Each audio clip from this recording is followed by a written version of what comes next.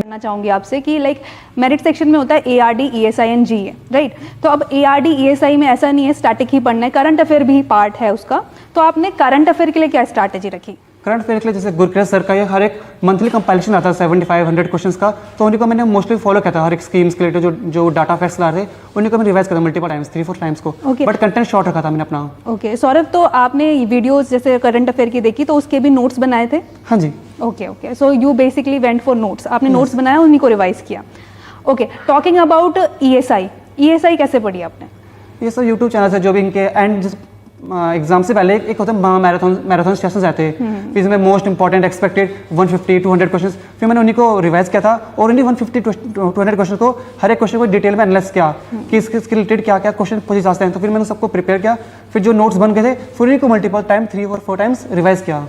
Okay, और जैसे आपके बैकग्राउंड के बच्चे जो आते हैं यूजुअली उनके लिए एग्रीकल्चर बहुत ज़्यादा डिफिकल्ट लगती है, मतलब यूजुअली जनरली और सब्जेक्ट से दे फाइंड कि एग्रीकल्चर थोड़ा टिपिकल है, हमें कोर एग्रीकल्चर पढ़नी है। तो आपने एग्रीकल्चर को कैसे टैकल किया? Means what sources you followed for agriculture and how you prepared it?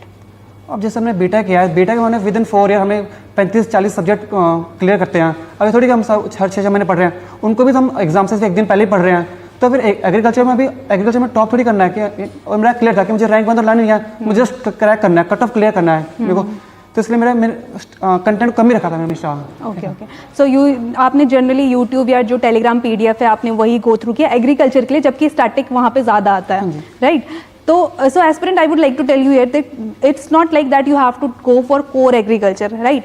सो हम हमेशा ही बोलते हैं एग्रीकल्चर बहुत जेनेरिक पूछी जाती हैं and you have to just clear the minimum cut off in agriculture. अगर आपको और सब्जेक्ट में कॉन्फिडेंस है तो you can clear the preliminary examination of NABARD grade A. So now that was regarding the phase 1 of your preparation. तो phase 1 के बाद आपने क्या किया? आपने मेंस की तैयारी कंटिन्यू की या फिर आपने वेट किया रिजल्ट आने देते हैं फिर देखेंगे, लाइक यू वर स्केप्टिकल? क्या रिएक्शन था उसके बाद आपका? फेज़ 1 के बाद तो क्लियर मेरे को खुद पता नहीं क्लियर होगा नहीं होगा, बट एटलीस्ट मैंने सोचा था कि अगर इन केस क्लियर हो गया, क्योंकि अगर मैं वेट करूँ रिजल्ट का तो फिर टाइम बहुत कम बचेगा, 15-20 दिन, तो उसमें कुछ हो ही नहीं पाएगा।